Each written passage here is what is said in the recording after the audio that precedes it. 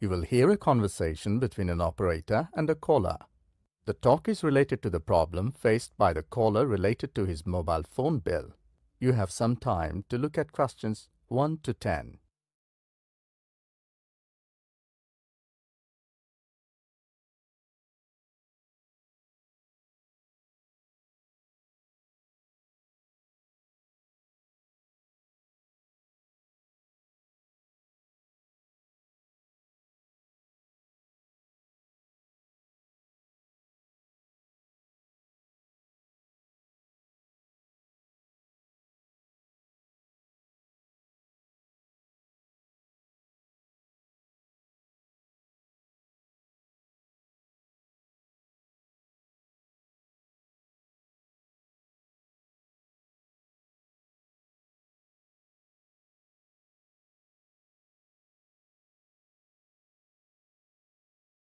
You will see that there is an example which has been done for you. The conversation relating to this will be played first. Platinum Phone Service. Rubina Martin speaking. How may I help you? I'm facing a problem regarding my phone bill. I think this month the bill is a little higher compared to the previous months. I haven't used this number much this month. The name of the operator, Rubina Martin, is marked as an example. Now listen carefully and answer questions 1 to 10. Platinum Phone Service. Rubina Martin speaking. How may I help you? I'm facing a problem regarding my phone bill. I think this month the bill is a little higher compared to the previous months. I haven't used this number much this month. Okay. What is your mobile number? I have to check on the system. It's 95999 27680. 95999 27680. And your name, sir? Carola de Silva. Right. But, sir, the name doesn't match with the number. This is my name, but the number is issued in the name of my wife. She is Susie de Silva. Yes. Now it is compatible. Can you confirm the address? Yeah, sure. It's AE9, street number 81, West Wroxall, London. That's right. I just need to check it again. It's Susie de Silva, SUZIEDESILVA, AE9, street number 81, West, Wroxall, ROXHALL, London. Absolutely correct. Now, I will check the call details. Kindly be online. Here it is. There are nearly 40 local calls and 20 international calls. Is there any problem with the system? Because during this month, most of the time, me and my wife were out of station. No, sir. There's nothing wrong with the system. I can give you some more details, What type of details? such as local cities and countries where the calls have been made. That's right. Give me the details where international calling has been done. Yes, sure. Most of the calls are to New York, Sydney, and Paris. Some others are to Colombia and Canada. Okay, now I understand. One more thing. How can I get the print details of these calls? Is it possible? Yes, definitely. You have to visit the nearest store where you deposit your phone bill. They will guide you about the procedure to get all these call details. Please don't forget to carry your identity card. Is it a long procedure? No, only some documentation and an application. Within 24 hours, it is processed and you will get to call details on your email. Thank you for all your guidance and support. Thank you. Now you have some time to check your answers. Now listen to the recording and answer questions 11 to 16. Now it's time for the main headlines and local news for today. First of all, the report related to the proposed flyover and other developments around the village of Strawberry was published. This morning, the news has created a lot of interest. The new flyover will pass along the south side of the village. It will cross the river and separate the village from the city. But that is not the end. There are also plans to build societies, each comprising of 50 to 80 houses. There is also a proposal to build an industrial and technological park where companies can establish their production. A new shopping center, recreational center with all sports facilities and swimming pool is also proposed. All the plans are on the farmland and the government will pay a handsome compensation for it. Now look at questions 17 to 20. As the talk continues, answer questions 17 to 20. Another hot news which is different is that the government is planning to change the recruitment procedure. The new government is planning to hold more competitions and recruitment will be directly on the merit criteria. It seems that this year students will have to face cutthroat competition. There will be two exams, one preliminary and the other mains. Every deserving candidate will be given a chance to take the exam. And now for something quite different. This year's exams results have been declared and there are a lot of happy faces. It is the first time that 100% success rate has been declared for senior secondary exams. It seems that a huge rush will be there in the colleges to get admission. We spoke to many principals of schools and colleges. They are very happy to see the result and the success rate. There will be another new bulletin at 6 p.m. Till then, have a good day. You now have some time to check your answers. Listen to the conversation and answer questions 21 to 25. So, Lucy, here's your assignment. And Clark, you've already got yours back. Anything you want to ask or any comments? Yes, I would like to discuss the marks pattern, distribution and marks towards final grade. Well, in one academic session, you have to write 5 assignments. Yes, that I know. And each essay is marked out of 20, which gives you a total of 100 marks. Yes, that's right. The total grading is divided into 2 parts. One is written and the other is your 5 assignments. Both are awarded 50% each.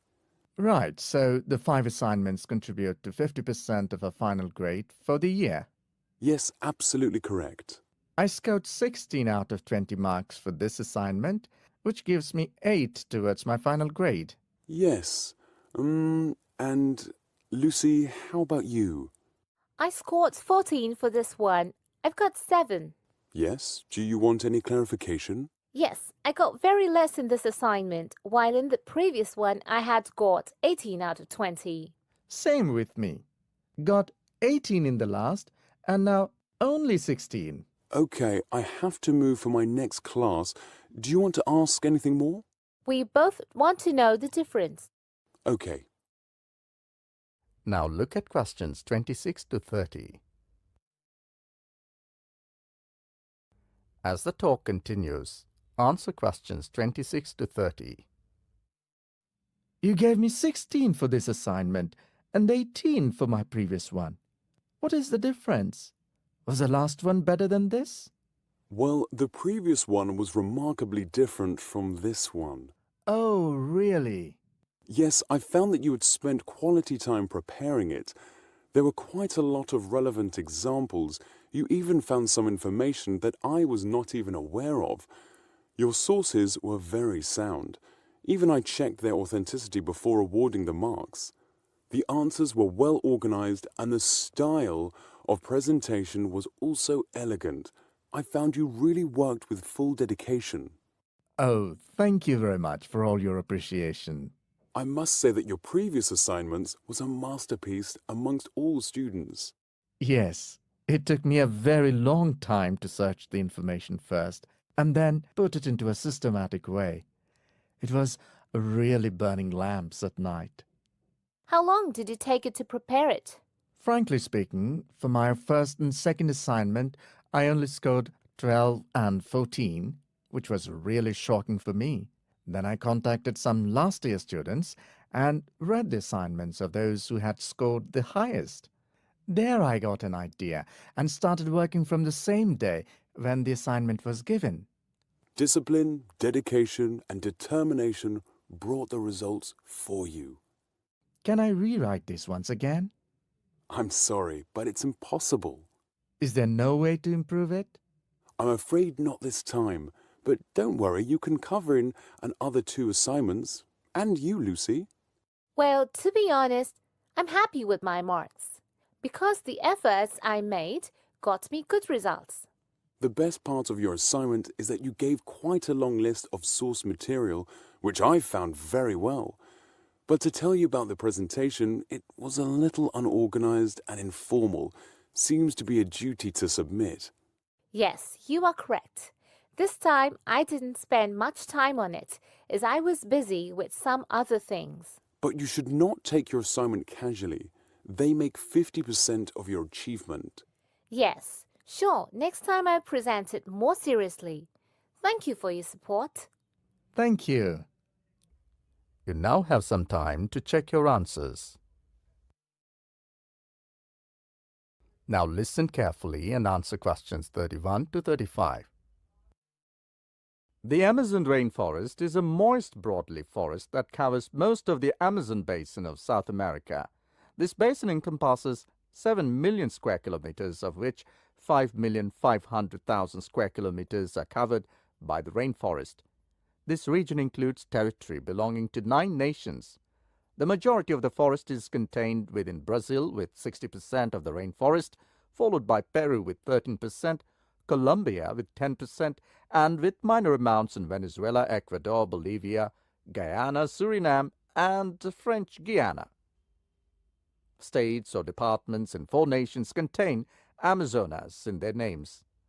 The Amazon represents over half of the planet's remaining rainforests and comprises the largest and most biodiverse tract of tropical rainforest in the world, with an estimated 390 billion individual trees divided into 16,000 species.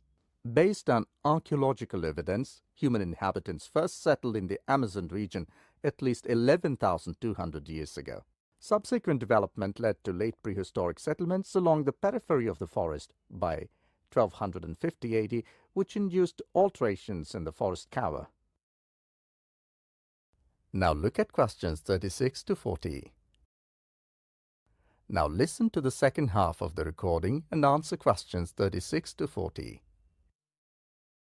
For a long time, it was thought that the Amazon rainforest was only ever sparsely populated, as it was impossible to sustain a large population through agriculture given the poor soil. Archaeologist Betty Maggers was a prominent proponent of this idea, as described in her book Amazonia, Man and Culture in a Counterfeit Paradise.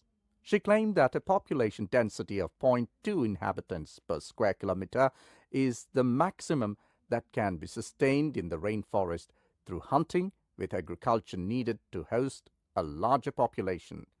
Some 5 million people may have lived in the Amazon region in 1500 AD, divided between dense coastal settlements such as that at Marajo and inland dwellers. By 1900, the population had fallen to 1 million, and by the early 1980s, it was less than 200,000. The first European to travel the length of the Amazon River was Francesco de Orellana in 1542. The BBC's Unnatural Histories presents evidence that Orellana, rather than exaggerating his claims as previously thought, was correct in his observations that a complex civilization was flourishing along the Amazon in the 1540s. It is believed that civilization was later devastated by the spread of diseases from Europe, such as smallpox. Since the 1970s, numerous geoglyphs have been discovered on the deforested land dating between 1250 AD, furthering claims about pre-Columbian civilization. Alceranzi, a Brazilian geographer, is accredited with first discovering the geoglyphs whilst flying over Accra. The BBC's Unnatural Histories presented evidence that the Amazon rainforest, rather than being a pristine wilderness, has been shaped by man for at least 11,000 years through practices such as forest gardening and terra preta. Terra preta, black earth, which is distributed over large areas in the Amazon forest, is now widely accepted as a product of indigenous soil management. The development of this fertile soil allowed agriculture and silviculture in the previously hostile environment, meaning that large portions of the Amazon rainforest are probably the result of centuries of human management rather than naturally occurring as has previously been supposed. In the region of the Shingo tribe, remains of some of these large settlements in the middle of the Amazon forest were found in 2003 by Michael Heckenberger and colleagues of the University of Florida. Among those were evidence of roads, bridges, and large plazas. Now you have some time to check your answers.